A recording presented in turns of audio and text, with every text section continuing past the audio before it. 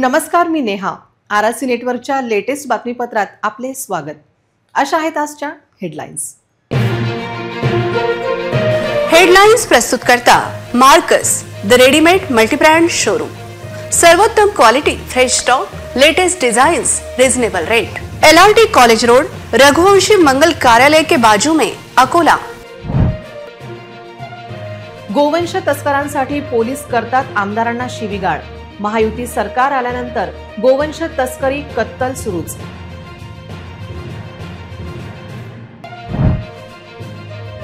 बार्शी टाकडीचे ठाणेदार हेडक्वार्टरला झाले अटॅच, तर इतर पोलीस स्टेशनच्या ठाणेदारांवर होईल काय कारवाई? अकोलेकरांसाठी मंगळवार ते शुक्रवार हॉट सीझन. वाढत्या उन्हाच्या झळांपासून सावध राहण्याची गरज.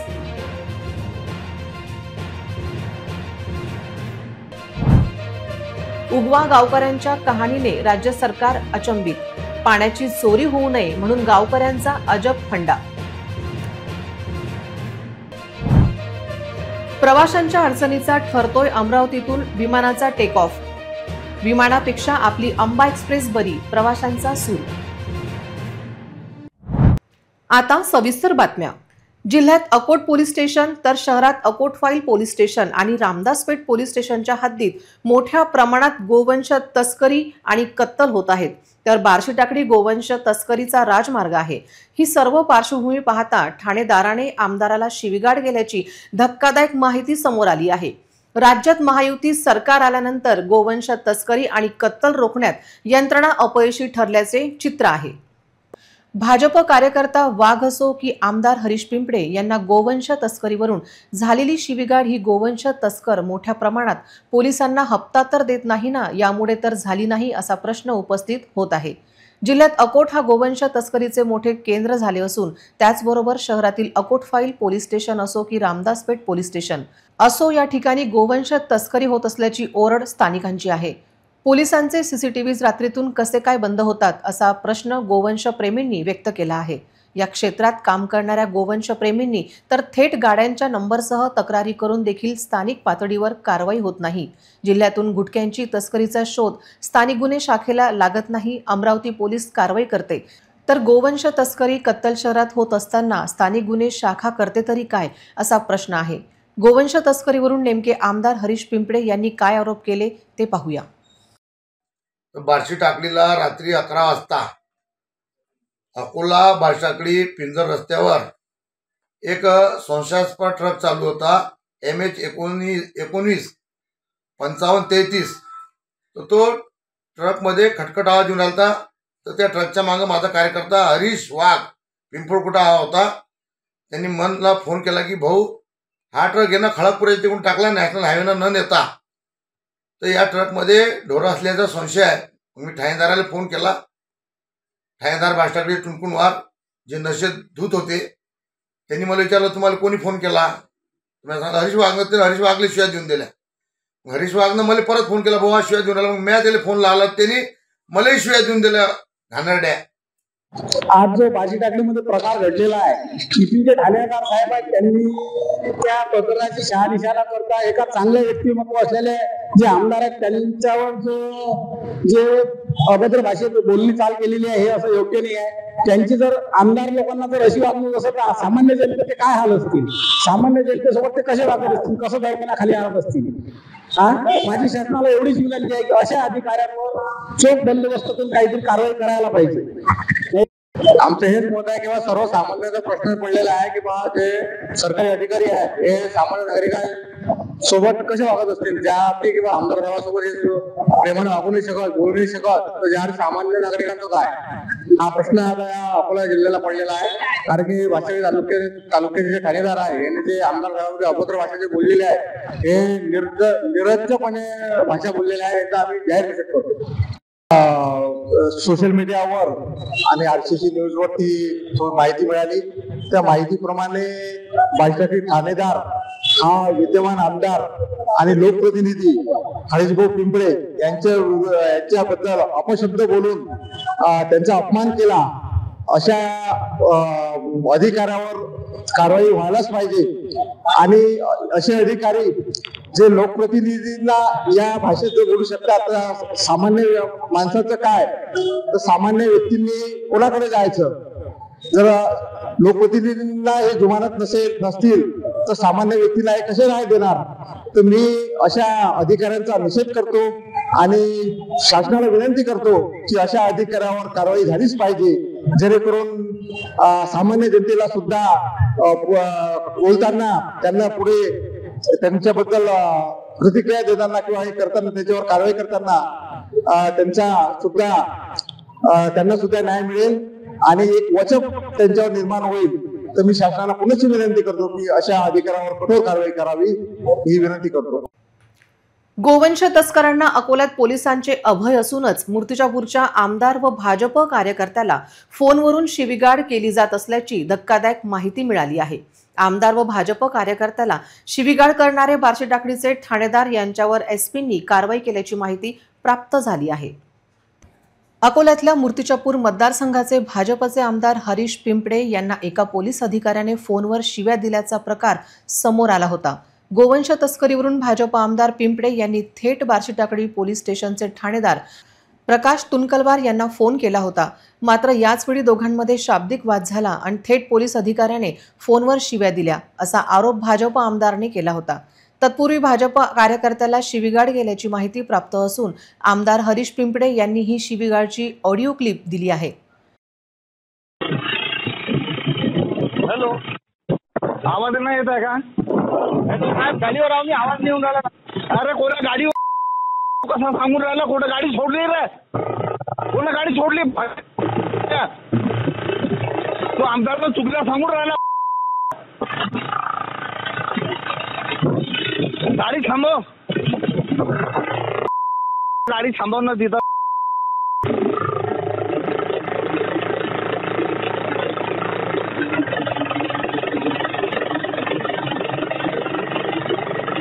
अबे गाडी थांबव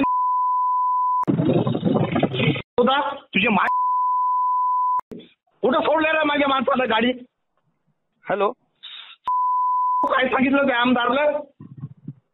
हॅलो, तुझी गाडी कुठं सोडली? हॅलो, हा कुठं ढोराची गाडी आहे? हॅलो, अबे आवाज नाही येता का? बे बैरा आहे का रे? तुझ्या मायनं बैरा पैदा केला का? आवाज नाही येता का? आवाज नाही येत आहे का? गाडीवर आम्ही आवाज नेऊन राहिला. अरे कोणा गाडीवर आहे कसा सांगून राहिला? कुठं गाडी सोडली रे? गाडी थांबव, गाडी थांबव ना तिथं. अबे गाडी थांबव. माझ्या मतदारसंघात अडीच तालुके आहेत, त्यातला एक बार्शी तालुका आहे आणि तिथं ठाणेदार पी.आय. तुनकुलवार हे तिथं कार्यरत आहे. काल MH19 5533 नंबरचा ट्रक हात काळ्या ताळपत्रीनं झाकून त्या ट्रकमध्ये खळखळ आवाज येत होता. हा अकोल्याहून बार्शीटाकळीकडे जात असताना त्या ट्रकच्या मागं माझा कार्यकर्ता हरीश वाघ होता आणि आम्हाला संशय आला की याच्यावर जनावर आहे. म्हणून मी ठाणेदाराला फोन केला की असा असा नंबरचा ट्रक चाललेला आहे आणि तो आपल्या बार्शीटाकळीला पकडा आणि चेक करा. कोणी तुम्हाला माहिती मी आपला हरीश वाघने दिली. त्यांनी डायरेक्ट हरीश वाघला खराब शिव्या दिला. त्याची ऑडिओ क्लिप मी मीडियाला दिलेली आहे आणि मुख्यमंत्री साहेबांनी पाठवली आहे, SP साहेबांनी पाठवली आहे, ॲडिशनल एसपीने पाठवली आहे आणि आमचे विधानसभा अध्यक्ष माननीय नार्वेकर साहेबांनाही पाठवलेली आहे.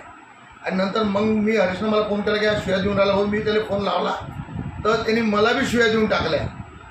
जर एखाद्या गोष्टीचा संशय आला असेल कार्यकर्त्यांनी कळवलं किंवा जनतेने कळवलं तर आमदाराचं कर्तव्य असते की त्या गोष्टीची शहानिशा करणं, काही चुकीचं मतदारसंघात होऊ नये म्हणून त्याची चौकशी करून घेणं. अशा वेळेस हा मगरू ठाणेदार इतका नशेत होता की त्यांनी लोकप्रतिनिधीला घाणेरड्या शोधायला मला सांगू शकत नाही. माझ्याची मी CM साहेबांना विनंती केली काय याला सस्पेंड करा, याची कारवाई करा आणि असे अधिकारी जर गृह खात्यात असले, गृह खात्याची बदनामी होते तर यांना घरचा रस्ता दाखवा अशी माझी गृहमंत्र्यांना, SP साहेबांना आणि आमचं आमदाराचं संरक्षण करणारा अध्यक्ष माननीय नार्वेकरांना आहे. जय श्रीराम. वरिष्ठ पोलीस अधिकारी प्रकाश तुनकलवार यांच्यावर अकोला पोलीस अधीक्षकांनी मोठी कारवाई केली. बार्शी टाकळी पोलीस ठाण्यातून त्यांची उचलबांगडी करीत पोलीस कंट्रोल रूमला अटॅच करण्यात आले आहे। तसंच या संपूर्ण प्रकरणाची चौकशी देखील होणार असल्याची माहिती समोर आली आहे। आमदार पिंपळे यांनी मुख्यमंत्री व गृहमंत्री देवेंद्र फडणवीस यांना एक ऑडिओ क्लिप पाठवली। आपल्याला शिवीगाळ करणाऱ्या ठाणेदारांवर निलंबनाच्या कारवाईची मागणी केली होती। हवामान विभागाने विदर्भातील अनेक जिल्ह्यांना उष्णतेच्या लाटेचा इशारा दिला आहे। पुढील काही दिवस उन्हाचा तीव्र चटका जाणवणार आहे। अकोल्यात मंगळवार ते शुक्रवार पारा 45 अंश सेल्सिअस राहील असा इशारा हवामान खात्याने दिला आहे। विदर्भातील अनेक भागात पुढील 5 दिवस उष्णतेच्या लाटेचा इशारा हवामान विभागाने दिला। आज अकोल्याचे किमान 26.1 अंश सेल्सिअस तापमान होते, तर नेहमीप्रमाणे आज अकोला चांगलेच तापले होते। अकोल्याचे कमाल तापमान 44.1 अंश सेल्सिअस असून ते सरासरीपेक्षा 2.5 अंश सेल्सिअसने अधिक होते। उष्ण आणि दमट हवामानाची शक्यता वर्तवण्यात आली आहे। विदर्भात उन्हाचा चटका चांगलाच वाढला। अकोला जिल्ह्यातही काही भागात आजपासून पुढील 5 दिवस उष्णतेच्या लाटेचा इशारा देण्यात आला। अमरावती जिल्ह्यातील काही ठिकाणी आजपासून बुधवारपर्यंत उष्णतेची लाट राहील अशी शक्यता हवामान विभागाने वर्तवली। शुक्रवारपर्यंत उष्णतेच्या लाटेचा इशारा देण्यात आला आहे। उगवा गावातील माणसांच्या कंठाला कोरड पडली आहे। पाण्यासारख्या जीवनावश्यक गोष्टींसाठी इथल्या लोकांना अक्षरशः जीवनाचं रान करावं लागतंय। पाणी हे जीवन म्हणतात, पण उगव्यात हे सोनं झालंय, किंबहुना त्यातूनही अधिक मौल्यवान, कारण गावातील नळाला अख्ख्या महिन्याभरानंतर पाणी येतं आणि पाणी आले की ते कोणी चोरू नये म्हणून त्याला लॉक करावे लागते। 15,000 लोकसंख्येच्या या गावात पाण्याचं संकट इतकं गंभीर का झालंय? याचं कारण आहे सरकारी उदासीनता आणि चुकीच्या योजना। ठाकरे सरकारच्या काळात मंजूर झालेली 219 कोटीची पाणीपुरवठा योजना शिंदे फडणवीस सरकारने स्थगित केली। त्यामुळे उगवेकरांच्या कायमस्वरूपी पाणी टंचाईतून मुक्त होण्याच्या स्वप्नांवर पाणी फिरलं। सध्या कार्यरत असलेली 84 खेडी पाणीपुरवठा योजना पूर्णपणे निष्प्रभ ठरली आहे। या परिस्थितीत उगवेकरांनी एक हृदयद्रावक उपाय शोधला आहे। आपल्या घरासमोर आलेल्या पाण्याच्या टाक्यांना त्यांनी कुलूप लावली आहेत। होय, ऐकायला ही विचित्र वाटेल, पण हे वास्तव आहे। शेकडो रुपये खर्च करून विकत आणलेलं पाणी कुणी चोरून नेऊ नये यासाठी प्रत्येक कुटुंबाला आपल्या पाण्याच्या साठ्यावर पहारा द्यावा लागतोय। पाण्याच्या या सुरक्षतेसाठी उगव्यात अक्षरशः कुलूप संस्कृती फोफावली आहे। महिनाभर नळाला पाणी नाही आणि प्रशासनाकडून एकही टँकर नाही। एका छोट्या टँकरसाठी त्यांना 600 ते 700 रुपये मोजावे लागतात।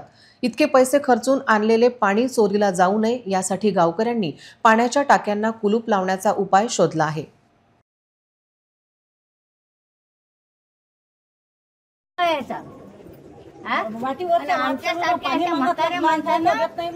बकेट घेऊन कुठं जावं पाण्यात? आम्हाला घरातल्या घरात आपले सोबत नाही तर पाण्याला कसं फिरावं आम्ही? हे नळ सोडतात, घरचे नळ सोडत नाहीत। महिना घरचे आले पाईप लावते, पाणी भरते, रात्री बेरात्री टाइम आहे का नळ सोडायचा? उन्हाळ्याच्या दिवसात अनेक जण घरात थंडावा निर्माण करण्यासाठी कूलरचा वापर करतात। मात्र अनेकदा निष्काळजीपणामुळे किंवा काही तांत्रिक कारणामुळे कूलरला करंट लागण्याची शक्यता असते। यामुळे मोठी दुर्घटना घडू शकते। तेव्हा करंट लागणार नाही यासाठी MCB स्विच लावणे गरजेचे आहे। उन्हाळ्यात कूलरमध्ये करंट लागून अनेक अपघात होतात। विशेषतः लहान मुले आणि ज्येष्ठ नागरिकांची सुरक्षा लक्षात घेता इलेक्ट्रिक करंटच्या धोक्यापासून बचाव करणे अत्यंत महत्त्वाचे आहे। गेल्या वर्षी जिल्ह्यातील अनेक लहान मुलांचा यांना फटका बसला असून काही दुर्दैवी मृत्यू झाला। यंदा जिल्ह्यात कूलर करंटने कोणाचा मृत्यू होणार नाही याची दक्षता प्रत्येकालाच घ्यावी लागणार आहे। अतिशय कमी खर्चात हा उपाय प्रत्येकाच्या घरी असणे आवश्यक आहे। कूलरचा करंट लागल्यास त्वरित वीज पुरवठा खंडित करण्यासाठी योग्य MCB स्विच वापरणे आवश्यक आहे।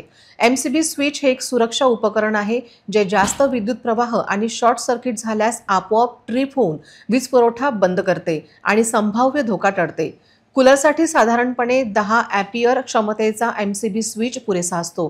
तुमच्या घरातील एकूण वीज भार आणि वायरिंगनुसार इलेक्ट्रिशियन योग्य क्षमतेचा MCB निवडण्यास मदत करू शकतो। त्यामुळे MCB खरेदी करण्यापूर्वी आपल्या घरातील विद्युत प्रणालीची तपासणी करणे आणि इलेक्ट्रिशियनचा सल्ला घेणे महत्त्वाचे आहे। उन्हाळ्यात बऱ्याच प्रमाणात कूलरचे करंट लागण्याचे असे काही घडतात आणि सहसा लहान मुलांचा याच्यामध्ये खूप जास्ती समावेश असतो। आज आपण थेट अशाच एका शॉपमध्ये आलेलो आहोत जिथे कूलर विक्रेते एक मालक आपल्यासोबत जुडलेले आहेत। सर, कूलरचा नेमका करंट का लागतो? आणि त्याचा जो RCCB स्विच आहे तो नेमका कितीत मिळतो, त्याचा नेमका फायदा तरी काय असतो? RCCB जवळपास 1500 रुपयाला येते आणि त्याच्यानं कसंही करंट लागत नाही. करंट लागल्यानंतर ताबडतोब ब्रेक होते ते आणि पूर्ण ते घरचं जे करंट आहे ते ब्रेक होऊन जाते. पण पुष्कळ लोक काय हलगर्जीपणा करतात, घरात अर्थिंग नसते बरोबर आणि ते 200-300 रुपये वाचवण्याच्या याच्यात इलेक्ट्रिशियनला सांगत नाही, स्वतःच्या हाताला काम करतात. ते सर्वात एक खराब गोष्ट आहे ते, की लोक म्हणजे 200-300ला बघतात पण आपल्या जीवाला बघत नाही ते. अच्छा, म्हणून करंट लागतो की तो एक RCCB जो स्विच आहे. पण पुष्कळ लोक स्वतःच्या हाताने काम करतात. त्यांना वाटतं वा इलेक्ट्रिशियन 200 रुपये 300 रुपये घेणार, उगीच पैसे येणार, पण ते आपल्या जीवाच्या पेक्षा पैशाला व्हॅल्यू देतात. त्याच्यामुळे ते मेन जास्त प्रॉब्लेम आहे त्याच्यात. करंट नेमकं कशामुळे लागतं? करंट एक तर घरात अर्थिंग नसला त्याच्यामुळे लागते, मेन अर्थिंगचं असते. हां, अर्थिंग असलं बरोबर तर ते माणसाला म्हणजे करंट चिपकत नाही, ते फेकून देते. अच्छा, मेन मुद्दा आहे की जर तुमच्या घरामध्ये अर्थिंग नसेल तर करंट लागतो आणि जो RCCB स्विच सरांनी सांगितलेला आहे त्याची जर तुम्ही, काही लोकांचं असं म्हणणं असतं की आपण पैशाकडे पाहतो पण काही पैशांकडे न पाहता एक जो स्विच तो जर आपण विकत घेतला तर कदाचित करंट लागणार नाही. इतरही घडामोडींचा आपण आढावा घेणार आहोत मात्र छोट्याशा विश्रांतीनंतर. सिटी न्यूज सुपरफास्ट आणि RRC नेटवर्कचा धमाका ऑफर. जिंका आयफोन. 1 एप्रिल ते 31 मे दरम्यान रहा RRC नेटवर्क सोबत आणि जिंका आयफोन. अकोला शहरात, आपल्या घरी, आपल्या दुकानात, आपल्या प्रतिष्ठानात लावा 1 वर्षासाठी RRC broadband internet connection. Akola आणि पश्चिम विदर्भातील ताज्या घडामोडी पाहण्यासाठी लावा RRCचे 1 वर्षासाठी केबल कनेक्शन. आणि city news superfast, RRC news, city live social media रीलमध्ये करा आपली जाहिरात आणि मिळवा आयफोन जिंकण्याची संधी. लकी ड्रॉ जून महिन्याच्या पहिल्या आठवड्यात. अधिक माहितीसाठी संपर्क 907501 28 54 70 20 59 83 98. विश्रांतीनंतर पुन्हा एकदा तुम्हा सर्वांचं हार्दिक स्वागत. सूर्यप्रकाशामुळे फुलाचे उत्पादन घटत आहे तर दुसरीकडे लग्नसराईमुळे फुलांची मागणी वाढली आहे. मागणी वाढल्याने आणि उत्पादन घटल्याने फुले आणि फुलांच्या हारांच्या किमती दुप्पट झाल्या आहेत. सध्या सगळीकडे लग्नाचा सीझन जोरात सुरू आहे. लग्नात फुलांना विशेष मागणी असते. वाढत्या मागणीमुळे फुलांच्या किमती दुप्पट झाल्या आहेत. लग्नात सजावटीपासून हेअरस्टाईल, रिसेप्शन इत्यादी प्रत्येक गोष्टींसाठी मोठ्या प्रमाणात फुलांची गरज असते. त्यामुळे सध्या फुलांची मागणी वाढली आहे. फुलांच्या वाढत्या मागणीचा परिणाम किमतीवरही झाला आहे. फुलांचे भाव दुप्पट झाल्याने शुभ फुलांचा सुगंधही महाग होत चाललेला आहे. लग्नाच्या सीझनमध्ये नवरदेव आणि नवरी दोघांवरही सोने चांदी, कपडे, लग्नातील खाद्यपदार्थ इत्यादी प्रत्येक वस्तूंच्या किमतीत वाढीचा परिणाम होत आहे. यातच फुलांच्या किमतीत झालेल्या वाढीमुळे सजावटीसाठी फुले खरेदी करणाऱ्यांच्या खिशावरही ताण आला आहे. लग्न समारंभात फुलांना विशेष महत्त्व दिले जाते. लग्नांचा मंडप, स्टेज आणि वाहन सजवण्यापासून ते प्रत्येक महिलेच्या केसात माळेच्या रूपात फुलांची सजावट, नवरदेव नवरीची माळ, त्यांच्यासाठी खास गाडी, लग्नात पाहुण्यांचे स्वागत इत्यादीसाठी फुलांची आवश्यकता स्पष्ट आहे. त्यामुळे सध्या फुलांची मागणी खूप वाढली आहे. तीव्र उन्हामुळे फुलांचे उत्पादन घटत आहे. त्यातच लग्नसराईमुळे फुलांची मागणी वाढल्याने फुलांचे दर दुप्पट झाले आहेत. अकोल्यातील नागरिक सध्या केवळ असह्य उन्हानेच नव्हे तर महानगरपालिकेच्या गलथान कारभारामुळेही त्रस्त आहेत. 45 अंश सेल्सिअसच्या तीव्र उष्णतेत नागरिक हैराण झाले असताना शहरातील अनेक भागांमध्ये दिवसाढवळ्या स्ट्रीट लाईट सुरू असल्याचे धक्कादायक चित्र समोर आले आहे. यामुळे नागरिकांमध्ये तीव्र नाराजी आणि आश्चर्य व्यक्त होत आहे. शहरातील काही वस्त्यांमध्ये गरज असून देखील पथदिवे नाही आहेत, ते बंद आहे असे असताना मात्र शिवाजीनगरातील रहिवासी भाग्यवान म्हटले पाहिजे. कारण या भागात पथदिवे 24 तास सुरू राहतात. दिवसा देखील जगमगाट असतो. महापालिका विद्युत यंत्रणेला याकडे लक्ष द्यायला वेळ नाही. शहरातील हद्दवाढ भागात रस्त्यावर पथदिवे लावलेले नाही. त्यामुळे रात्रीच्या वेळी खूप गैरसोय होते. पावसाळ्यात तर रात्री एकट्याने जाण्याची हिंमत होत नाही. विंचू, साप याची भीती वेगळी असते. नागरिकांकडून मागणी होऊन देखील विद्युत खांब लावले जात नाही. नागरिकांचा नाईलाज होतो. महापालिकेला निवेदन सादर करून पथदिवे लावण्याची तसेच बंद पथदिवे सुरू करण्याची मागणी करण्यात आली, परंतु काहीही उपयोग झाला नाही अशी ओरड नागरिकांकडून होते. याकडे लक्ष देण्याची गरज असल्याचे बोलले जात आहे. दिवसा सूर्यप्रकाश असतानाही पथदिवे सुरू राहिल्याने मोठ्या प्रमाणात विद्युत ऊर्जेचा अपव्यय होत आहे.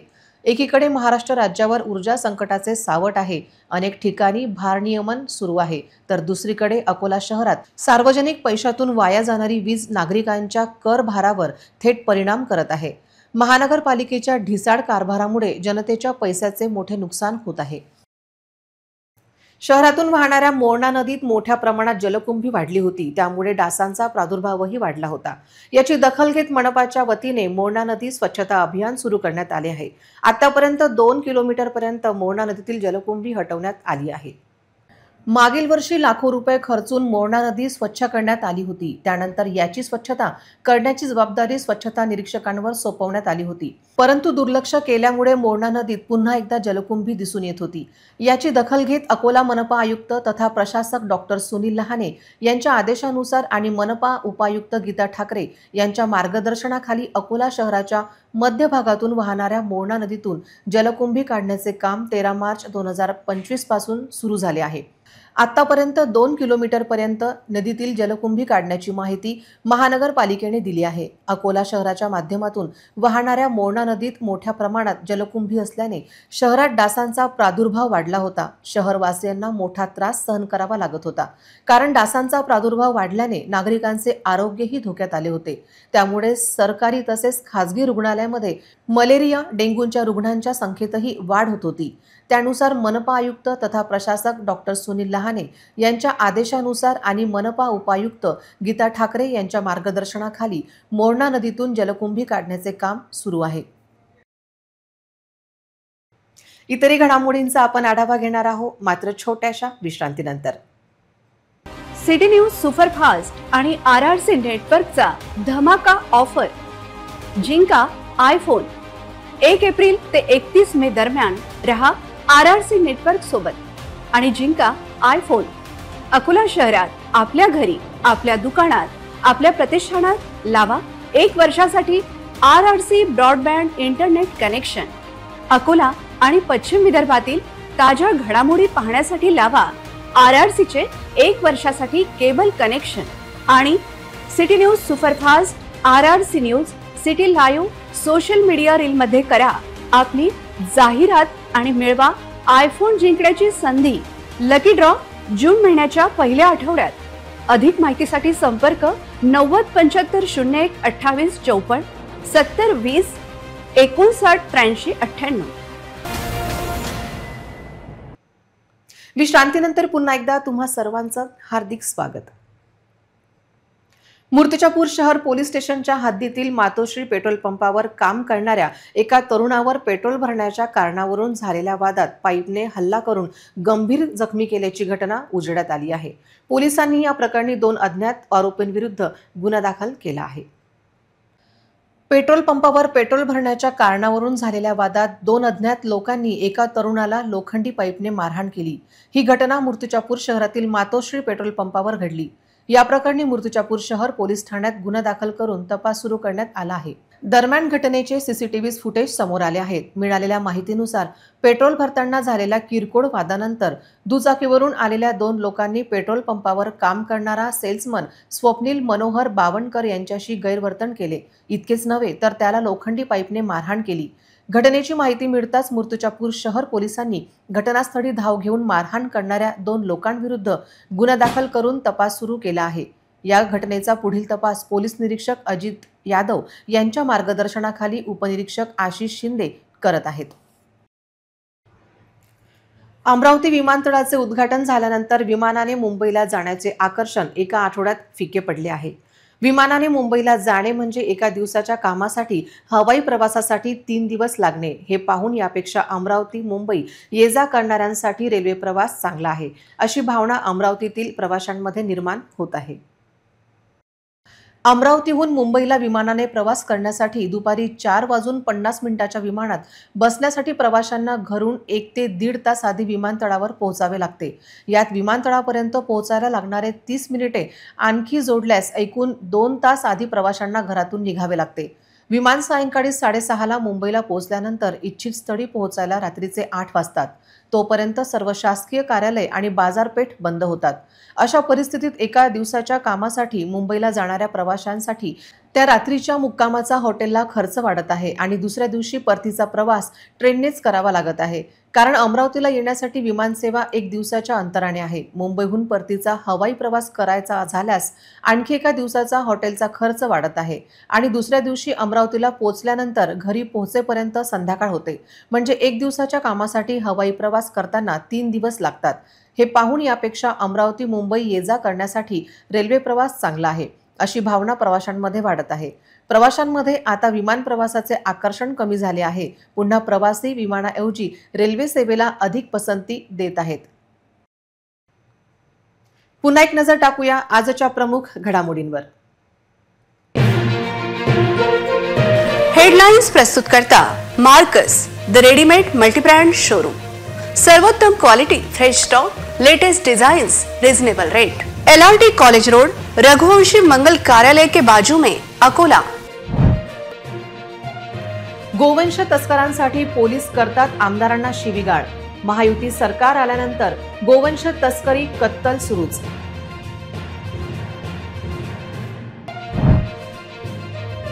बार्शी टाकडीचे ठाणेदार हेडक्वार्टरला झाले अटॅच, तर इतर पोलीस स्टेशनच्या ठाणेदारांवर होईल काय कारवाई? अकोलेकरांसाठी मंगळवार ते शुक्रवार हॉट सीझन. वाढत्या उन्हाच्या झळांपासून सावध राहण्याची गरज.